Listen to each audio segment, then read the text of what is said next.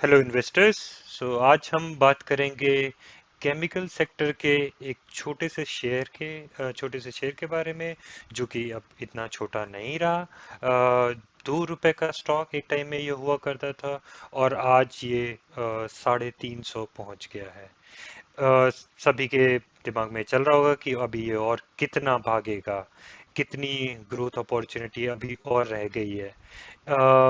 क्या ये हमें इस लेवल पे खरीदना चाहिए, नहीं खरीदना चाहिए, वो सभी चीजें हम जानेंगे इस वीडियो में, इस रिसर्च में।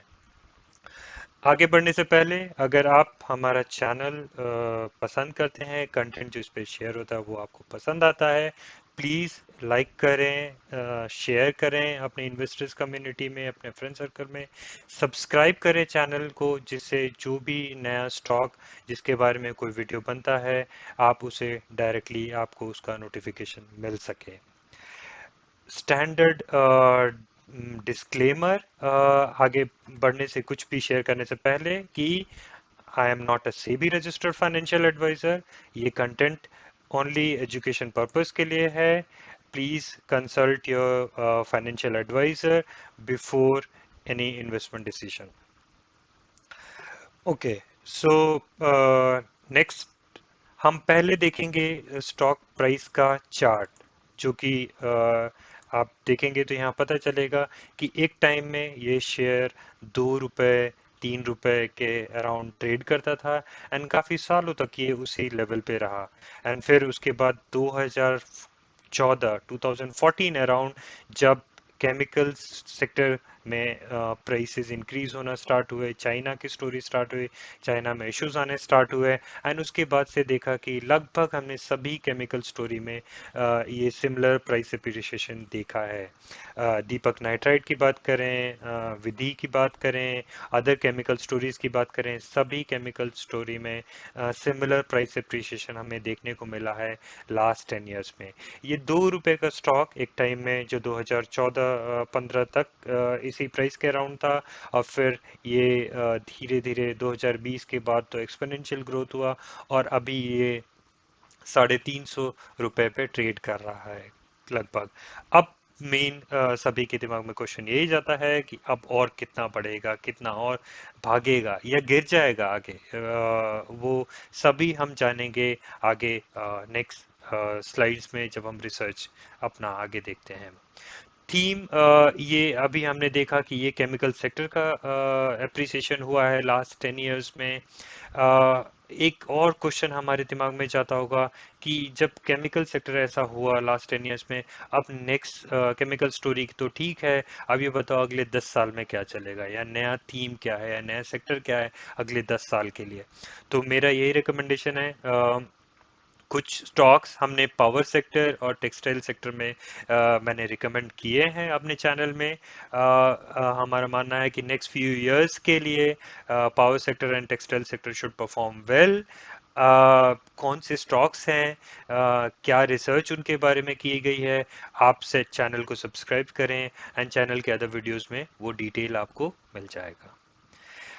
विधि के बारे में, विधि मैंने अराउंड अप्रैल अराउंड खरीदा था लास्ट ईयर, जब बहुत बड़ा करेक्शन आया था मार्च अप्रैल में, आपको पता होगा। तब विधि मैंने around 46 rupees, 54 rupees and all the way till 64 rupees तक मैंने खरीदा था। अभी फ्रॉम लास्ट फ्यू मंथ्स मुझे ऐसा लगा कि ये ऑलरेडी बहुत ऊपर उड़ चुका है, बहुत ऊपर भाग चुका है, अहेड ऑफ इट्स वैल्यूएशन। तो धीरे धीरे मैंने स्लोली इसको सेल करना स्टार्ट किया है, but I still hold a lot of it. मैंने धीरे धीरे 10%, 2%, 3% ऐसे धीरे धीरे सेल किया है, जो जिससे मैं ये इन्वेस्टमेंट और जो ये फ्लावर्स जो हम प्लग करते हैं ये सेल करके, इनको हम किसी दूसरे अपॉर्चुनिटीज या किसी दूसरे इन्वेस्टमेंट में लगा सकें।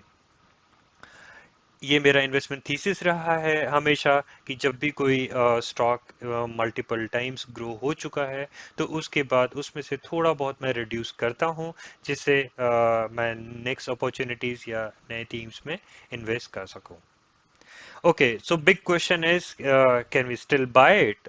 क्या अब हम अभी भी हम खरीद सकते हैं, या क्या होगा अगर केमिकल के प्राइसेस गिरने स्टार्ट हो जाएं, या क्या होगा अगर स्टॉक का प्राइस करेक्ट होना स्टार्ट हो जाए? तो बहुत सारे क्वेश्चंस हैं, सभी का आंसर हम इस वीडियो में देखेंगे एंड जानेंगे। सबसे पहले हम किसी भी स्टॉक को एनालाइज करने से पहले पहला चेक होता है फंडामेंटल चेक।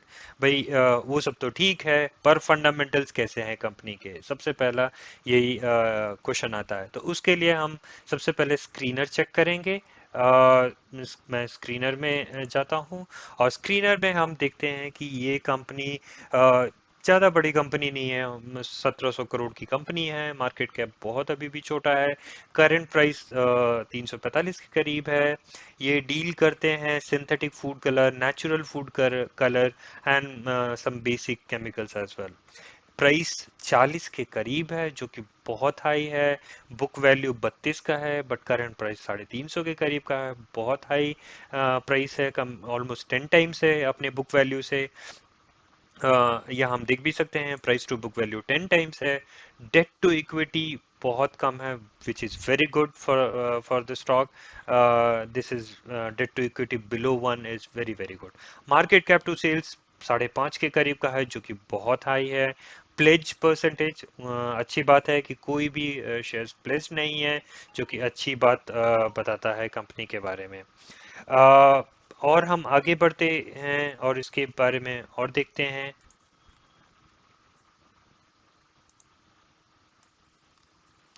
ओके, तो हम देखेंगे कि इसका प्राइस एज जैसा कि मैंने बोला, 2 रुपये 4 रुपये रेगुलर ये ट्रेड करता था, और 2-4 रुपए से धीरे धीरे ये पहले 50-60 रुपए तक आया।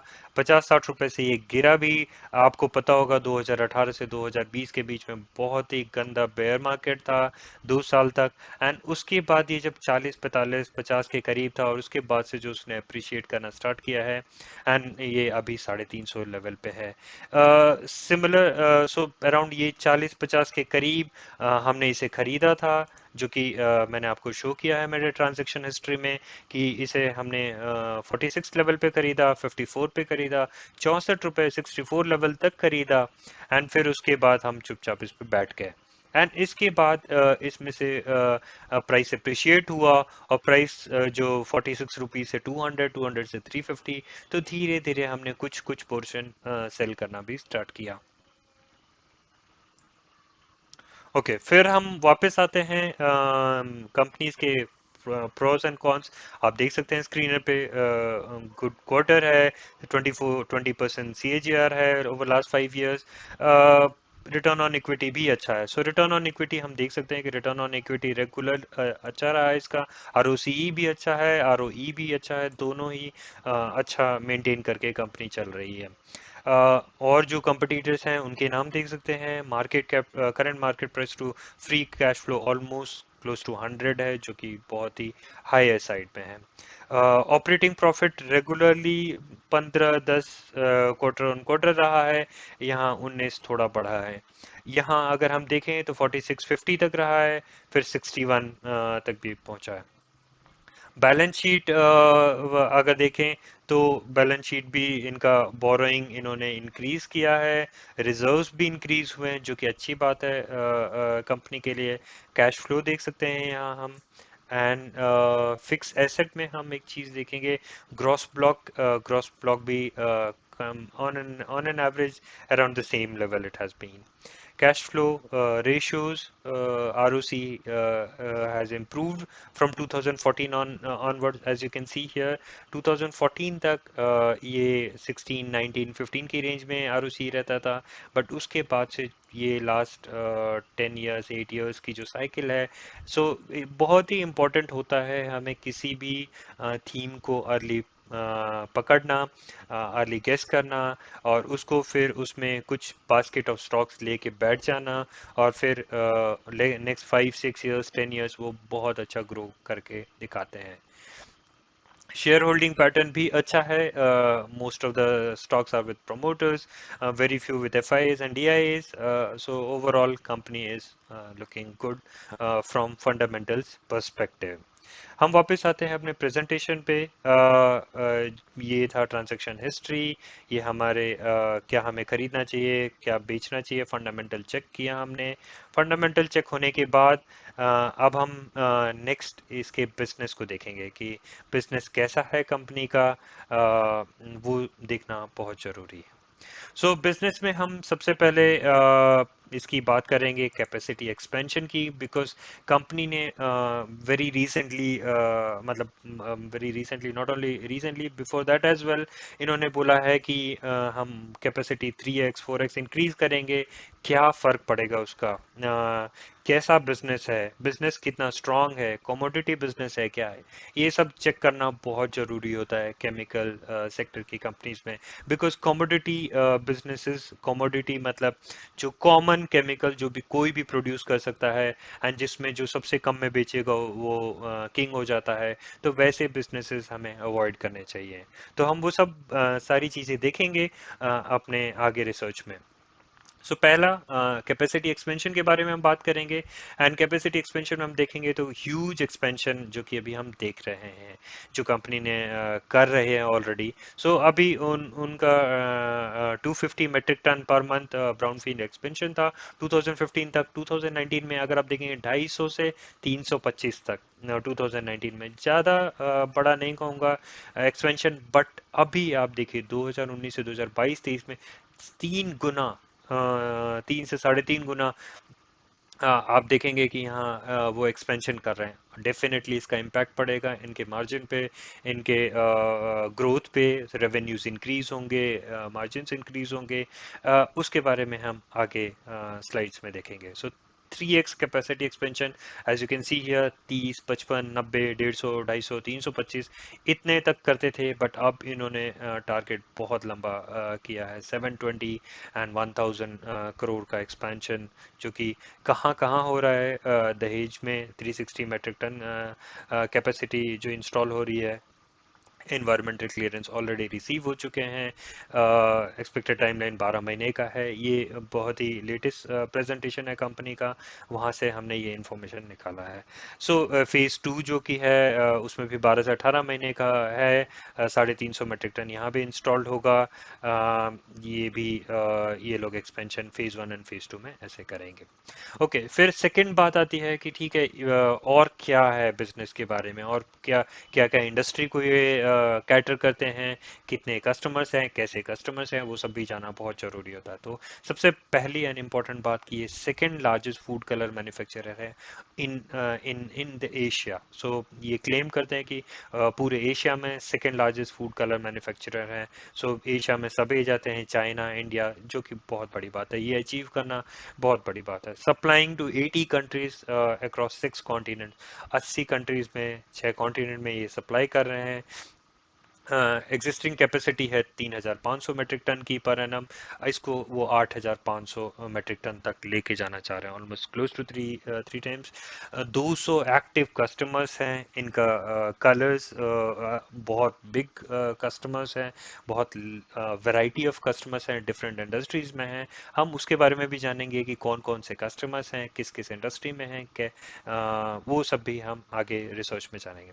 सो पहले ये लोग फार्मास्यूटिकल्स में, जेलीज में, केक्स में कलर्स कहाँ नहीं यूज़ होते, सभी जगह कलर्स यूज़ करते हैं। Natural colours, synthetic colours, and ये सभी जगह इनका प्रेजेंस है। फूड एंड बेवरेज इंडस्ट्री में, कॉस्मेटिक्स में, बेकरीज, पर्सनल केयर प्रोडक्ट्स में, पेट फूड्स में, फार्मास्यूटिकल्स में, होम केयर प्रोडक्ट्स में इनका प्रेजेंस ऑलरेडी है।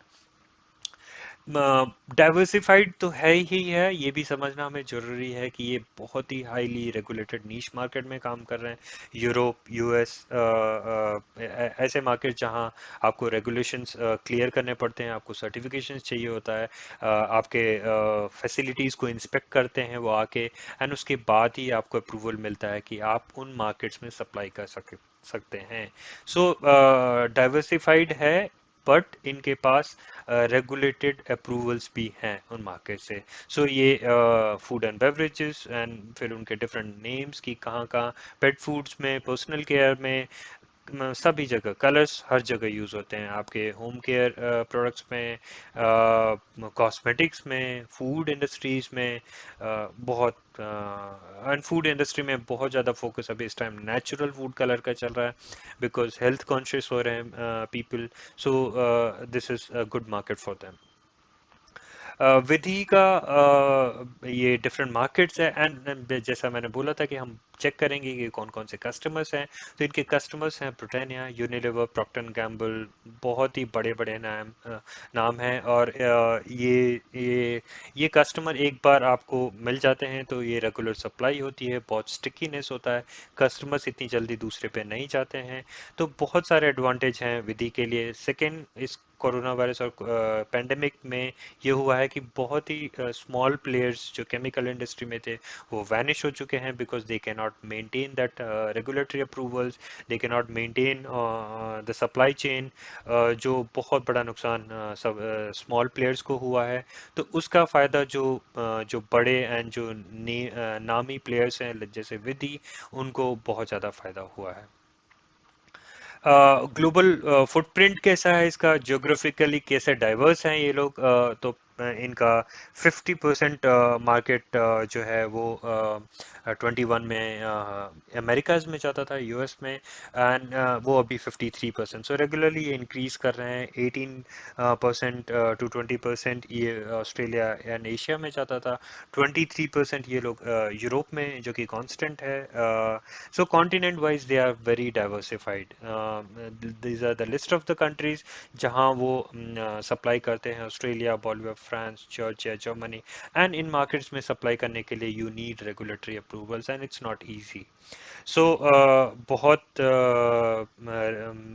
डाइवर्सिफाइड हैं जोग्राफिकली, एंड उसके बाद इनके पास रेगुलेटरी अप्रूवल्स भी हैं। सो रेगुलेटरी अप्रूवल्स इनके पास यूरोपियन कमीशन से है for different products, and for US FDA से है, यूरोपियन कमीशन से है, डीएनसी कलर्स के लिए है। बहुत different varieties of regulatory approvals हैं इन इनके पास, from Europe, from US and all other places. High entry barrier, so ये चीज हम क्यों चेक करते हैं? ये चीज हम चेक करते हैं कि क्या कंपनी के पास कुछ मोट है, क्या बिजनेस के पास कुछ मोट है ऐसा कि जिसको कोई और नहीं एंटर कर पाएगा, या इतना आसान है क्या कि कोई और भी आके कलर्स मैन्युफैक्चर करने लग जाए और प्राइस इरोजन स्टार्ट हो जाए। और एक बार प्राइस इरोजन स्टार्ट हो जाएगा, आपको पता है कि इसका इम्पैक्ट डायरेक्टली अर्निंग पे पड़ेगा। सो ये चीज जानना बहुत जरूरी है। तो कंपनी क्लेम करती है कि they are in highly regulated market, जहां अप्रूवल लेने में बहुत टाइम लगता है, बहुत स्ट्रिक्ट प्रोसेस है, जो आपके फैसिलिटीज़ को इंस्पेक्ट करते हैं, एंड उसके बाद ही वो आपको अप्रूवल्स देते हैं। US FDA, European Commission, these are highly regulated markets, and उनको ये अप्रूवल्स मिलना इतना आसान नहीं है। लॉन्ग कस्टमर अप्रूवल, इनका क्लेम है कि कस्टमर अप्रूवल कभी कभार 10 साल तक होता है मिलने में, and average single product approval cycle for customer is between 4 to 5 years। तो आप बहुत टाइम लगता है, कस्टमर्स चेक करते हैं, बार बार आते हैं, वो आपके डिफरेंट प्रोडक्ट्स को चेक करते हैं, फैसिलिटीज इंस्पेक्ट करते हैं, बहुत टाइम लगता है। उसके बाद ही आपको जब सारे रेगुलेटरी अप्रूवल्स मिल जाते हैं एंड उसको सब चेक होता है, एंड उसके बाद ही कस्टमर आपको अप्रूवल देता है। And they also check whether आप क्वालिटी कंट्रोल प्रोसेस फॉलो कर रहे हैं, नहीं कर रहे हैं अपने प्लांट्स में, वो सब भी आके रेगुलर वो चेक करते रहते हैं। ये कॉमन है एंड ये वेरी रेगुलर है कंपनी के साथ कि 80 to 90% of their goods manufactured in India is mostly exported, so most of their products is completely exported. They are regularly inspected with US FDA, European Commission. So this is very good that they are mostly export oriented business. So okay, ये सब तो ठीक है, business समझ लिया। अब आगे ratios के बारे में बात कर लें, या मतलब क्वेश्चन आता है कि मोटा मोटी रेशियोज क्या कहते हैं, क्या रेशियोज सही हैं या बहुत ऑलरेडी स्ट्रेच हो चुके हैं, उसके बारे में। सो मोटा मोटी अगर हम देखें तो डेट टू इक्विटी इक्विटी 0.9 है जो कि कंफर्टेबल है। मार्केट कैप टू सेल्स 5, 5.25, 5.5 के करीब है। नॉट कंफर्टेबल, मैं नहीं कहूँगा कि कंफर्टेबल रेंज में है।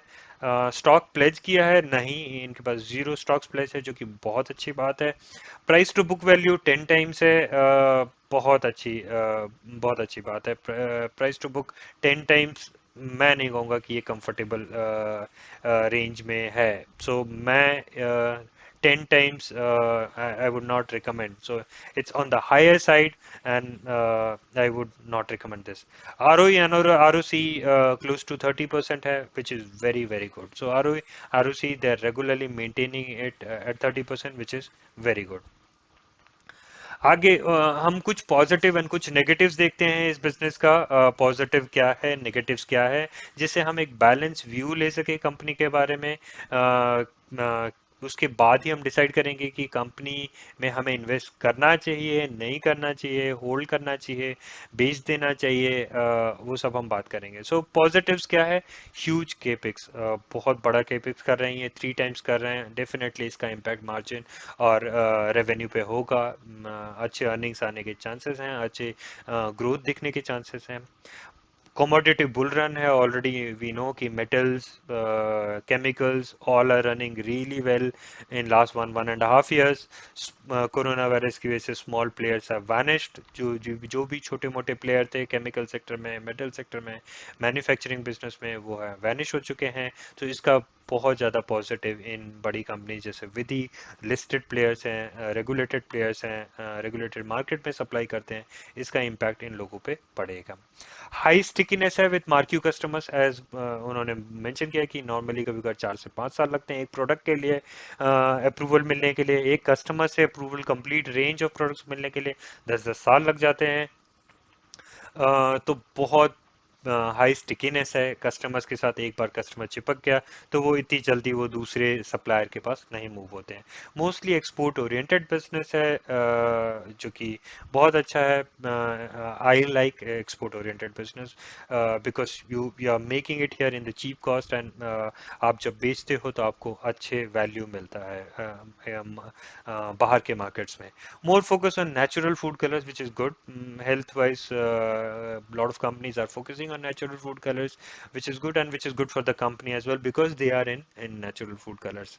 Negatives, commodity business हो सकता है, कई काफी सारा पार्ट commodity business है इस कंपनी का। कलर्स कोई भी मैन्युफैक्चर कर सकता है, इजीली कोई से छोटा प्लेयर स्टार्ट कर सकता है एंड कलर मैन्युफैक्चर करना स्टार्ट कर सकता है। वो बात अलग है कि उनको रेगुलेटरी अप्रूवल चाहिए होता है रेगुलेटेड मार्केट में, but at least domestically they can kind of disturb the prices. So यहाँ एक ये नेगेटिव्स हो सकता है। एनुअल रिपोर्ट में वो हमेशा पी के बारे में मेंशन करते हैं कि हमारा पी कम है, ज़्यादा है, जो भी है।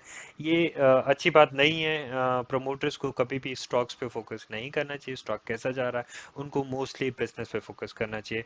ठीक है, बहुत छोटी कंपनीज है तो हम बेनिफिट ऑफ डाउट उन्हें दे सकते हैं इस चीज़ पे। एग्जीक्यूशन, हालांकि ये चीज़ बार बार मेंशन हुई है 2019 2020 के एनुअल रिपोर्ट में भी, दोनों एनुअल रिपोर्ट में हमने देखा कि इन्होंने रेगुलरली पी मेंशन किया स्टॉक का। Okay, execution versus net risk, हम बहुत सारी चीज़ें देख रहे हैं, एक्सपेंशन और ये सब।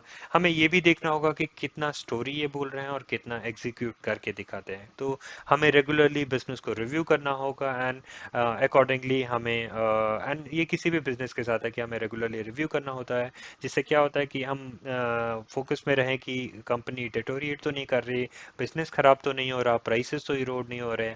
तो बहुत सारी चीज़ें हमें ध्यान में रखनी पड़ती है।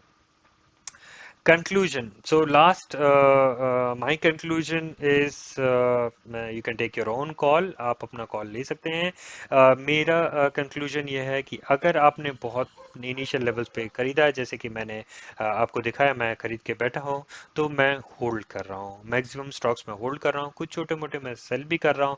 ये बताना जरूरी है कि मैं सेल भी कर रहा हूँ छोटे मोटे, थोड़ा परसेंट, 2%, 5%, जिससे मैं नए अपॉर्चुनिटीज में इन्वेस्ट कर सकूं। ये इसलिए भी मैं बता रहा हूँ क्योंकि बुल मार्केट रहता है, कोई भी सेल इतनी जल्दी नहीं बोलता है, सब बाय बाय बाय बात करते हैं। और जब बुल मार्केट से बेयर मार्केट आता है, सब फिर लोग क्वेश्चन पूछते हैं, इन्वेस्टर पूछते पूछते हैं कि तब किसी ने नहीं बोला था कि सेल करो, या हमारा कहना है कि ऑलरेडी इन्होंने इस स्टॉक ने 2, 5, 10, 20 रुपए, 50 रुपए से 350 तक बहुत अच्छे लेवल पे गए हैं, तो हम थोड़े बहुत प्रॉफिट बुक कर सकते हैं एंड बाकी होल्ड कर सकते हैं। I wouldn't recommend fresh buying at such high valuation. मैं बिल्कुल भी रिकमेंड नहीं करूंगा। 10 times price to book value है, मार्केट कैप टू सेल्स 5 और 6 टाइम्स है। मैं कंप्लीटली अवॉइड करूंगा। I wouldn't buy at this level. हाँ, कभी करेक्शन आता है तो देख सकते हैं, बट इस लेवल पे मैं बिल्कुल भी बोलूंगा आप इसे अवॉइड करें। सेफ्टी के पीछे एक बहुत इंपॉर्टेंट कोड है जो one of my mentor has mention, कि सेफ्टी के पीछे भागो, रिटर्न झक मार के तुम्हारे पास आएगा। हाँ, हम क्या खरीद सकते हैं, अगर ऐसा आपके दिमाग में आता है कि हाँ हम क्या खरीद सकें, फिर कैसे, कौन से स्टॉक्स खरीदें, क्या स्टॉक्स खरीदें। मैंने ऑलरेडी कुछ सेक्टर्स में, जैसा कि मैंने मेंशन किया initially, power sectors and textile sectors में मैंने कुछ स्टॉक्स रिकमेंड किए हैं। आप उसके लिए मेरे चैनल के वीडियोस देख सकते हैं, सब्सक्राइब करें जिससे आप रेगुलरली अपडेटेड रहें। कोई भी नए स्टॉक्स के बारे में मैं वीडियो बनाता हूँ तो आपको, और भी सेफ्टी के पर्पज से एंड मार्जिन ऑफ सेफ्टी के हिसाब से अगर हम देखें तो most businesses are cyclical in nature. ये हमें बहुत जानना जरूरी होता है। हर किसी बिजनेस का एक साइकिल आता है, 10 साल का, 20 साल, 15 साल का एक साइकिल आता है। एक साइकिल के बाद वो पहले प्राइस बहुत ऊपर जाते हैं एंड फिर नीचे भी गिरते हैं। तो हमें जानना चाहिए, हमें हमेशा ध्यान रखना चाहिए कि जो एक बहुत कम बिजनेस है जो कंटिन्यूसली सालों साल, 15 साल, 20 साल, 50, 30 साल तक रेगुलरली ग्रो करते हैं, वरना मोस्ट ऑफ द बिजनेस है सिक्लिकल। उनके प्राइस जैसे ऊपर जाते हैं वैसे नीचे भी आते हैं। तो हमें जब प्राइस बहुत ऊपर जाते हैं बहुत शॉर्ट फ्रेम में, तो हमें उसका फायदा भी उठाना चाहिए, थोड़ा बहुत बेचते भी रहना चाहिए, जिससे हम दूसरी अपॉर्चुनिटीज में इन्वेस्ट कर सकें। Chemical sector is performing really well from last 10 years or so due to issues in China. So ये लास्ट 10 साल से अच्छा परफॉर्म कर रहा है। पॉल्यूशन क्रैकडाउन हुआ चाइना में, उन्होंने पहले रेगुलेशंस नहीं फॉलो किए चाइना में, कुछ भी वो पॉल्यूशन क्रिएट करते रहे और अब वो इश्यूज फेस कर रहे हैं। And they have started crackdown, and crackdown आज से नहीं स्टार्ट हुआ, 2014 से स्टार्ट हो चुका। 2014 onwards the government in China have started putting strict measures in China, and जिसका इम्पैक्ट पड़ा केमिकल सेक्टर पे, एंड इंडिया को ऑब्वियसली उसका फायदा हुआ, क्योंकि India, if 1 or 2% of China they get it from the market share what China holds, that will be huge space to grow for Indian chemical companies. So ये था chemicals. Okay, never let a good profit go, which is very important. And जैसा मैंने mention किया कि अगर आप थोड़ा बहुत बेच रहे हैं, वो अच्छी बात है, क्योंकि आप एक अपना प्रॉफिट रियलाइज भी कर रहे हैं, एंड ऐसा नहीं कि बहुत अच्छा प्रॉफिट बना और फिर वो पूरा चला गया। सो आप एक गुड प्रॉफिट को आप रेगुलरली छोटा मोटा बेच के एक नए इन्वेस्टमेंट में, एक अपॉर्चुनिटीज में आप लगा सकते हैं। You can slowly plug the first, I mean start selling say 10% just for good opportunity. This is just कि आप 5-10% सेल करें एंड फॉर गुड अपॉर्चुनिटीज। ये फ्लावर्स आप यूज कर सकते हैं। मेरा कहने का मतलब होता है कि जैसे प्लांट्स में फ्लावर्स आते हैं, आप वो फ्लावर्स को प्लग करें एंड यूज करें अदर्स इन्वेस्टमेंट्स के लिए। Last but not the list, please please comment करें, लाइक करें, शेयर करें। यूट्यूब एल्गोरिदम्स उन्हीं कंटेंट एंड वीडियोस को आगे बढ़ाते हैं जिनको बहुत अच्छे लाइक्स एंड शेयर होते हैं। ये हमारे लिए बहुत एनकरेजिंग होगा अगर आप लाइक एंड शेयर करें। अपने फ्रेंड सर्कल में आप कमेंट्स करें किस तरह के स्टॉक्स के बारे में आपको और एनालिसिस चाहिए, आपको क्या अच्छा लगा इस रिसर्च में, थीसिस में, जिससे हम लोग एनकरेज होके और क्वालिटी कंटेंट ऐड करते रहेंगे। So thank you, and please like, share and subscribe to the channel, जिससे मैं आपको रेगुलरली अपडेट कर सकूं with my latest stocks info. किस स्टॉक के बारे में हम सोच रहे हैं, किस में आप इन्वेस्ट कर सकते हैं, किस में से हमें थोड़ा सेल करना चाहिए। या thank you. Thanks a lot for your time. Have a good day.